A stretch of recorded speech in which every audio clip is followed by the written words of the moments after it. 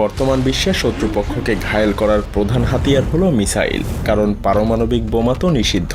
আর পারমাণবিক বোমার বিকল্প হিসেবে এখন ব্যবহার করা হয় ভয়ঙ্কর এই মিসাইল।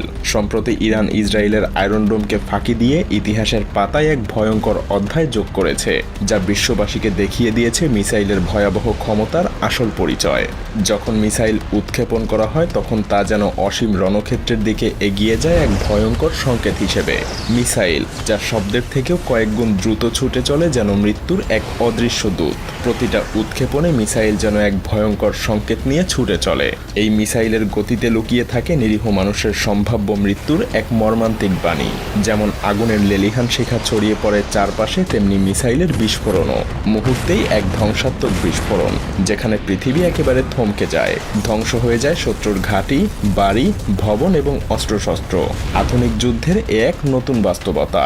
পারমাণবিক অস্ত্রের ব্যবহার নিষিদ্ধ হওয়ায় সবার কাছে মিসাইল হয়ে উঠেছে এক জনপ্রিয় অস্ত্র।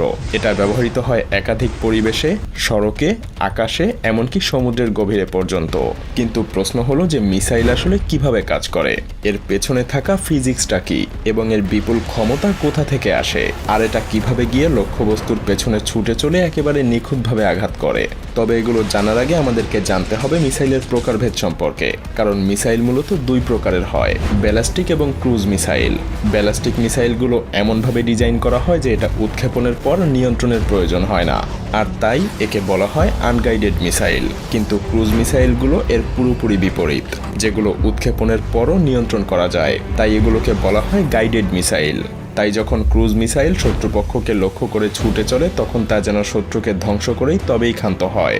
শত্রু যেখানে যেতে থাকে, যেভাবে যেতে থাকে, ঠিক তার পিছু পিছু সেভাবেই প্রবল গতিতে ছুটতে থাকে এবং শত্রুকে ধ্বংস করে দেয় এই ক্রুজ গাইডেড মিসাইল।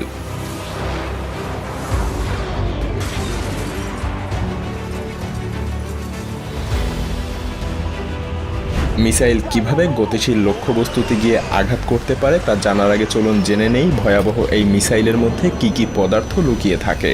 মূলত মিসাইলের ভেতরে সমস্ত বিস্ফোরক পদার্থ শক্তিশালী স্টিলের কেস বা আবরণ দ্বারা আবৃত থাকে। এর সামনের অংশ খুবই সুচালু হয়, যাতে বাতাসের বাধার কারণে গতি কমে না যায়।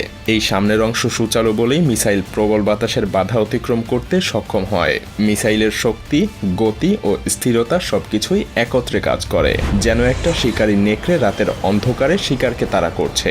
সত্যি বলতে মিসাইলের কার্যকারিতা দেখলে মনে হয় যেন মিসাইলের প্রাণ আছে। শুধু তাই না, মিসাইলের ডানা বা পাখাগুলো ইলেকট্রনিকভাবেই নিয়ন্ত্রিত হয়, যা মিসাইলকে বিভিন্ন দিকে মোড় নিতে সাহায্য করে। যখন এই পাখাগুলো নিয়ন্ত্রণ করা হয় তখন মিসাইলের উপরে, নিচে, ডানে, বামে যে কোনো অ্যাঙ্গেলে যে কোনো মুহূর্তে বাঁক নিতে পারে। এটা মিসাইলের জন্য স্থিতিশীলতা তৈরি করে, যেন এটা ক্ষণিকের জন্য তার পথ থেকে বিচ্যুত না হয়। এবার চলুন মিসাইলের অভ্যন্তরে প্রবেশ করি। মূলত মিসাইলের তিনটা প্রধান অংশ থাকে: শিকার বা সন্ধানকারী, বিস্ফোরক পদার্থ এবং জ্বালানি।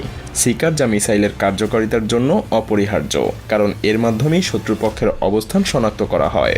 শিকারের মধ্যে thermal imaging camera, infrared imaging এবং হাই অ্যাকিউরেসি ইনার্শিয়াল নেভিগেশনের মতো প্রযুক্তি থাকে। হ্যাঁ, এই শিকারই শত্রুর অবস্থান নির্ধারণ করে এবং তারপর সেটাকে ধাওয়া করার জন্য মিসাইলকে নির্দেশনা দেয়। এরপর আসে ওয়্যারহেড, যেখানে বিস্ফোরক পদার্থ থাকে। এই ভীতিকর অস্ত্রের ডিটেকশন বা শনাক্তকরণ থেকে শুরু করে ধ্বংস পর্যন্ত সবকিছুই জড়িত থাকে একটা নিখুঁত পরিকল্পনার মধ্যে।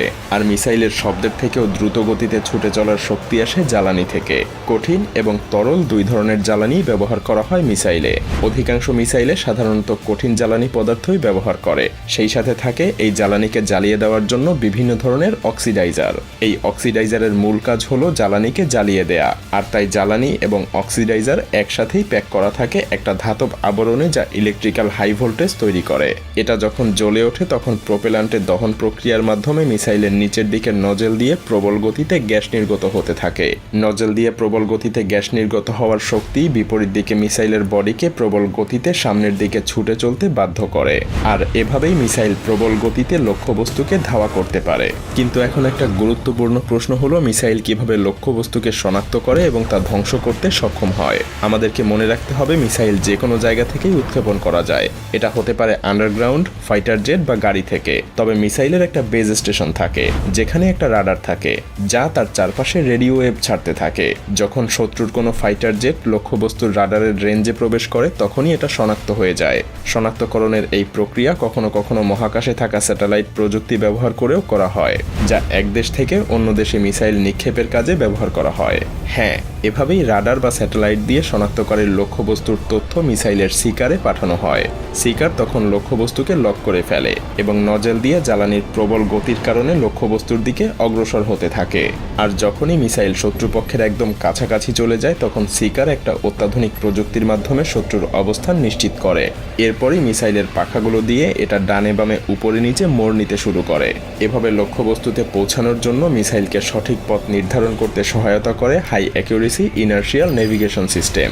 শেষে যখন মিসাইল লক্ষ্যবস্তুকে স্পর্শ করে তখন এটা বিস্ফোরিত হয়ে শত্রুপক্ষকে ধ্বংস করে দেয়। ধ্বংস হয়ে যায় শত্রুপক্ষ। এভাবেই মিসাইলের সফলতার হার দাঁড়ায় প্রায় 90%। তবে হ্যাঁ, এটা একটা ভীতিকর সত্য যে মিসাইল আমাদের আশেপাশের পরিবেশে মরণফাঁদ তৈরি করছে, যেখানে কেউই নিরাপদ না। এটা এমন এক অস্ত্র যা লক্ষ লক্ষ মানুষের জীবনকে ঝুঁকির মধ্যে ফেলে। আধুনিক যুদ্ধের এক নতুন বাস্তবতা, যেখানে প্রযুক্তির ক্ষমতা আমাদের মস্তিষ্কে ভীতির সৃষ্টি করে। আর তাই বলাই যায় এটা শুধু একটা প্রযুক্তিই না, বরং এটা একটা ধ্বংস এবং প্রাণনাশের প্রতীক। পুরো পৃথিবী জুড়ে হাজার হাজার মিসাইল প্রস্তুত হয়ে আছে তার ধ্বংসযজ্ঞ প্রদর্শন করার জন্য। কোনো এক মহাযুদ্ধে হয়তো সব মিসাইলই দেখিয়ে দিবে তার ভয়াবহ ক্ষমতা। তাই আমাদের উচিত প্রার্থনা করা সেই দিন যেন পৃথিবীবাসীকে দেখতে না হয়।